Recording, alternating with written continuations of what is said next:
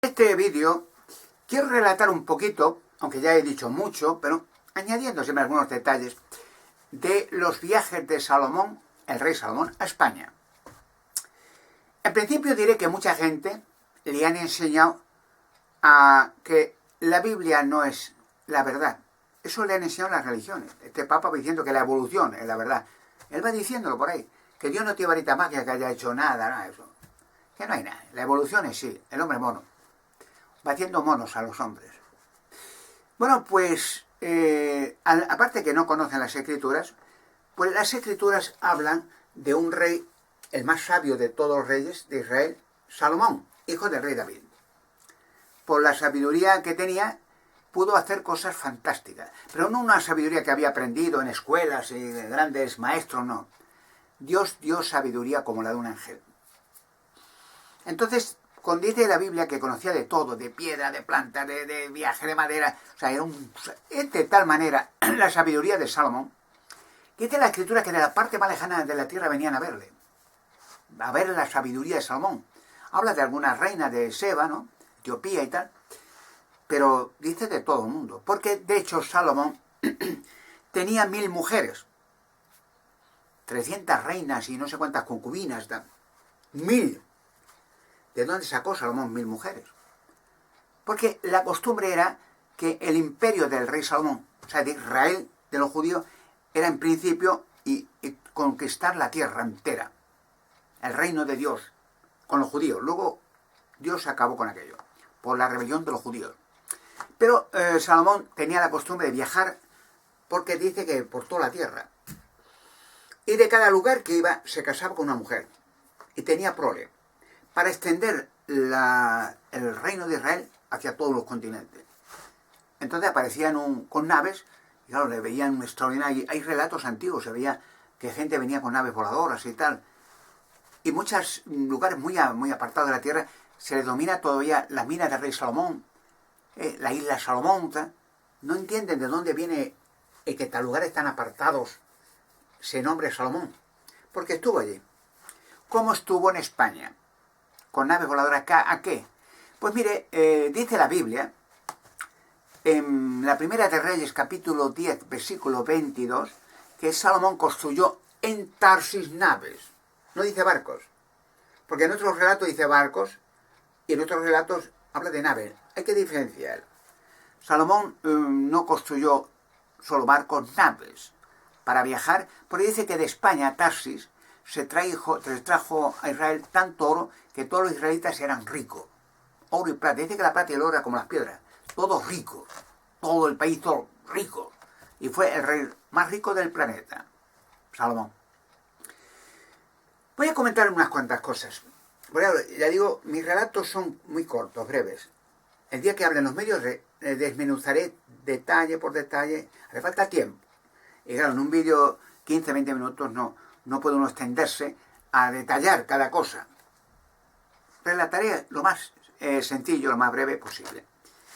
Sí, dice que las construyó las naves en Tarsis. Lo dice la Biblia, ¿no? Primer Reyes, capítulo 10, versículo 52. ¿Y con qué fin? Dice, con el fin de viajar y traerse de Tarsis oro a Israel. O sea, cada 3 años, dice, venía Salomón con naves, cargaba hacia Israel. Ya diré dónde hay una nave en España cargada de oro, como testimonio. Porque la gente duda de todo. O sea, le han enseñado a dudar. La gente, no, la evolución, la casualidad ciega. O sea, fíjese en maravillas de flores. Miles y miles de aves diferentes. Animales silvestres, peces fantásticos, la nube, las plantas, las frutas, la raza humana, los animales bellos de los bosques, animales salvajes, silvestres. ¿Ha visto usted algo que se haya evolucionado? ¿Hay algún rastro de evolución? Ni uno. Lo que sí encuentran esqueletos de elefantes, de camellos, de hombres, de monos, de jirafas o de peces. Pero evolucionar de la célula al elefante o al camello, o al colibrí o al ser humano o a la pantera, ¿dónde? ¿Dónde está el eslabón que vaya de la célula a tal animal? Hay miles y miles de animales, algunos sin descubrir todavía, aves sobre todo.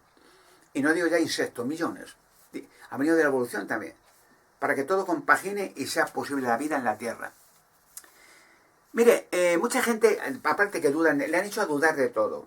Por esa misma razón, las religiones se aprovechan de los hombres monos y les explotan a fondo. Le violan sus hijos, los asesinan, rituales satánicos, les tratan a patadas a la gente y hacen riquezas inmensas con el negocio y la estafa de la religión. Y le hacen creer que no, si no hay nada, si hay monos. Por eso hay que pagar mucho dinero a la religión. Los viajes de Salomón, hay algunos personajes que, claro, desconocen todo, pues son... Gente habla de campanada, ha oído aquí y allá, no tiene... Hay gente que no ha leído ni un periódico en su vida, pero habla mucho de una campanada, pero habla siempre en sandeces para desacreditar al que habla con razonamiento. No encaja, mire, hay un dicho antiguo que reza de la siguiente manera, habla de la soledad de los genios. Un genio, y hay muchos, claro, es difícil que compagine con la masa. Los genios, es decir, son geniales, que tienen un cerebro muy bien preparado, pues no compaginan con alguien que solamente habla de fútbol, de los toros, de las mujeres, que no tiene sentido. Para él está hablando con un idiota, cuando está hablando tonterías y chistes estúpidos, y nada, pues oye tío, cuidado que... Un genio no entiende. Un genio se entiende con otro genio. Sean de las matemáticas, de la física, de la cultura, del arte, lo que quiera. Y siempre verá que las personas con idénticas carreras se juntan. Un abogado con otro abogado, con otros abogados, está comiendo, tomando café. Pueden empezar a hablar de una película que ven en la tele y tal, pero verán que al final terminan hablando de abogacía, de algún caso que llevan, que te han llevado, que tal, algo problemático. Siempre. Un pintor puede hablar con otro, pues a tomar café y de hablar de no sé qué, que estuvo de viaje de Mallorca y tal, y al final terminan hablando de pintura. O sea, cada uno en su tema se reúne y se entiende.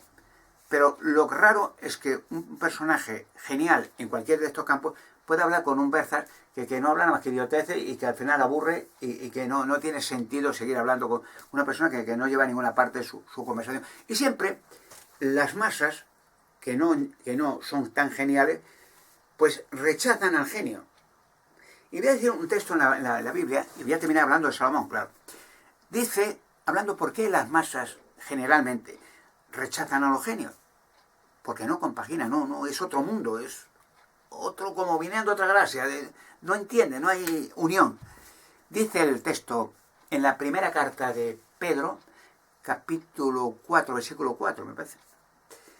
Dice, porque no continúan corriendo con ellos al mismo derrotero, al mismo bajo sumidero de disolución, están perplejos y hablan injuriosamente de ustedes. Pero estas personas ya están listas para el que va a juzgar a los vivos y a los muertos. En otras palabras, más claro, porque no encaja con ello, su conversación y su vida es estúpida, pues el genio se aparta, porque o le apartan. Bueno, no, la gente no quiere oír verdades, porque ellos se ven al espejo y dicen, hostia, y se ven ridículos. Habla de una persona que todo lo que diga, no, lo que tú has dicho está equivocado. Es de otra manera, lo que tú haces está equivocado y ya se ve cortado. Mire, Salomón construyó naves voladoras, construyó muchas cosas más. Dice la Biblia, construía castillos, construía cuadras, construía carros de combate.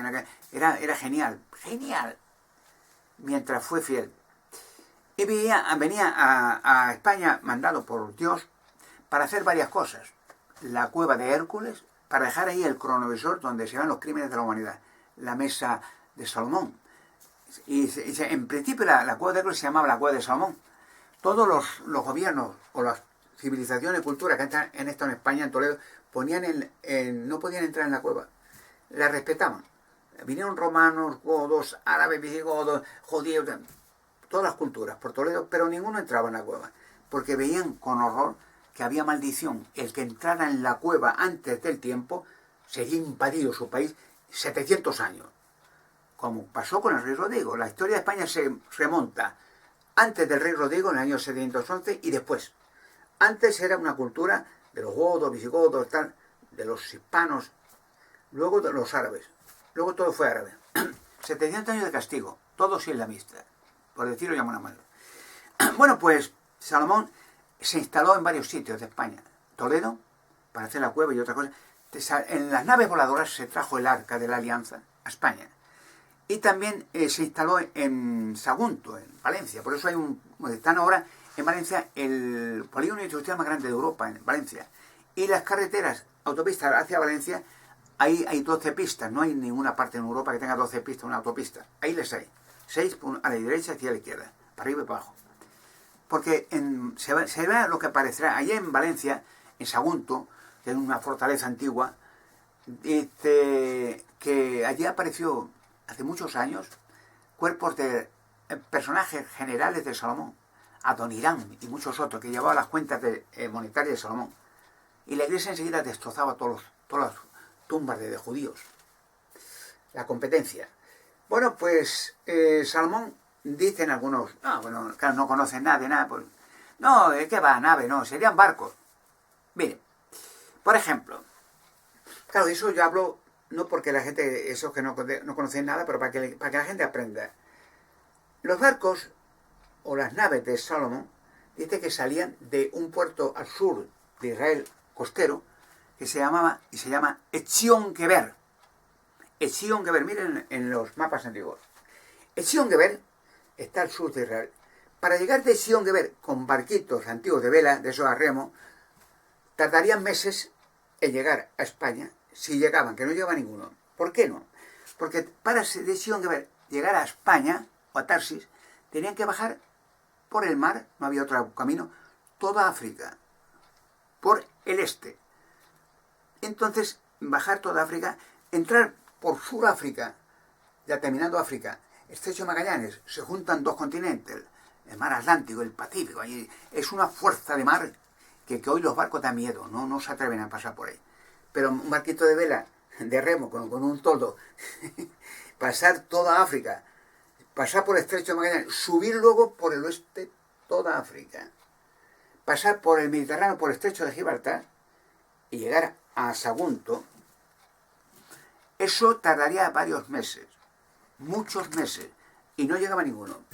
La única posibilidad era por el aire, nave voladora. Y para traerse el Arca de la Alianza, es de dudar que Dios permitiera que un barquito de vela se trajera el poder de Dios, el Arca de la Alianza, lo más respetado del universo, en un barquito de vela, a remo, pasando oleajes y olas. Fíjense que hay relatos, ya os digo, el profeta Jonás, Dios le manda a predicar a Nínive. Nínive porque era muy fiero, muy feroz, la gente salvaje.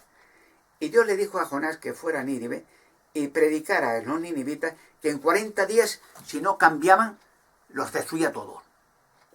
Y entonces dice que Jonás le dio miedo. ¿Y qué fue a hacer Jonás? A España. Tenía que ir a Nínive.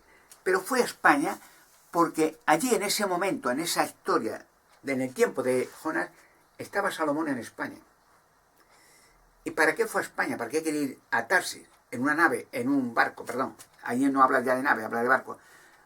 Porque en España pensaba, Salomón tiene naves. Yo se lo digo a Salomón y que venga con una nave y destruya Nínive. Pero no es el mandato, es la poca fe. Dios le dijo a Nínive, vete tú y predica. Y Dios hizo que la tempestad casi hundiera el barco, y ya Jonás, a la gente se veía que es raro que en esa época hubiera un vendaval de viento y de oleaje, y dijo, es mi culpa, porque he desobedecido a Jehová Dios, tírenme al mar. Y el barco y el oleaje se parará. Y efectivamente le tiraron al mar y el oleaje paró. Pero curiosamente un pez gigantesco se traga a Jonás y le tiene 3 días, le baja por debajo de los océanos y le deja en Nínive en la playa. Ningún ser humano vive en el vientre un pez 3 días y 3 noches. Y yo diré en su día, y lo mostraré, porque cuando yo hable, lo muestro. Lo muestro, ¿qué pez era? Lo mostraré. Y Jonás. Claro, hace falta que me dejen. Y me dejarán, quieran o no quieran. Y entonces Jonás llegó a Nínive, pero Dios no lo destruyó, porque los ninivitas dieron miedo, conocían al rey, el Dios de Israel, Jehová Dios, y que nos arrepentimos. El saco de cena, ellos y los animales. Los animales. También que considera Dios a los animales como personas. Son seres humanos hechos por Dios. Y entonces Jonás se cabreó tal, y le dijo a Dios, si se han arrepentido, ¿por qué no los voy a perdonar? Dios es amor. Entonces comprendió Jonás que, bueno, efectivamente, si la persona malvada se arrepiente y cambia su proceder, pues yo no le estoy dando una oportunidad como se la va a dar a toda la humanidad. Las naves de Salomón existieron. Dice luego que Dios destruyó las naves de Salomón. cuando Israel se volvió rebelde, y Salomón también, porque finalmente dice que el rey Salomón se volvió idólatra. Y curioso, porque tenía tantas mujeres que las mujeres le incitaban a ir a sus templos, porque fue de mujeres de toda la tierra. Y que Salomón al final se hizo viejo y idiota, y empezó a adorar a muñecos, como hacen las religiones, muñecos, imágenes, espantapájaros, cuadros, muñecos pinturrejeados con pelucas, y a los Baales. Increíble. Un rey tan sabio, al final termina adorando un muñeco hecho de madera, escayola o de barro. Puede pasar a cualquiera. Y dice, por eso destruyó las naves. Pero una de las naves de Salomón está en España, cargada de oro, de Ofir, oro puro, se llama oro puro, no tiene mezcla con otros materiales. Cargada. La tecnología de esa nave de Salomón es impresionante, dura para siempre, como la tecnología del robot de la cueva de Hércules. No se puede destruir y dura para siempre.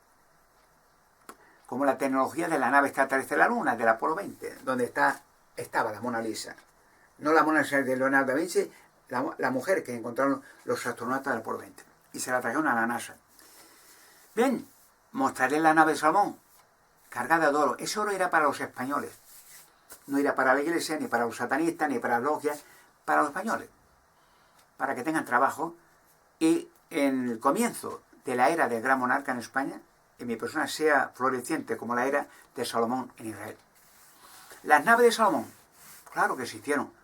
Por eso se mostrará una de ellas. La tecnología se la llevará a España, el gobierno español. Verá qué tecnología impresionante, no hay precio para pagar.